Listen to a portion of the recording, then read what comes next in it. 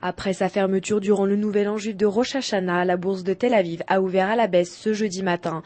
Elle suit la tendance internationale alors que les marchés ont tous chuté en réponse au rejet initial du plan Paulson par le Congrès américain. We opened the market at minus 3%. Market is very bearish. Seems like everybody is very, very afraid. Everything that happens in the world reflects also on the Israeli economy. Less powerful than others' economy, but still, of course, we're invested in the US as everybody else, and we're going to get hit like everybody else. Maybe less severe, but still, we're on the same side. Alors que l'État hébreu semble pour l'instant plus ou moins bien réussir à résister à l'effondrement mondial économique, la confiance des Israéliens est quant à elle en chute libre. Today, if before you thought about when you're going to invest the money, today you think maybe I should take the money and just put it under the tiles. It would be safer there. No stock market, no anything. I think that's the main thing you think about because everything is falling, you're losing all your money.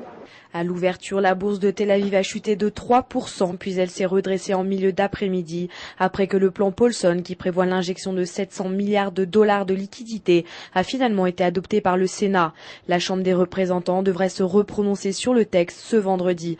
Rappelons que le Congrès américain est formé du Sénat et de la Chambre des représentants. Pour être définitivement adopté, le texte doit d'abord être validé par les deux chambres.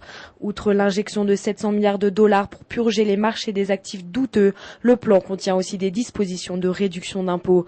Objectif, la stabilisation des marchés du crédit pour que l'économie américaine ne plonge pas dans une dépression.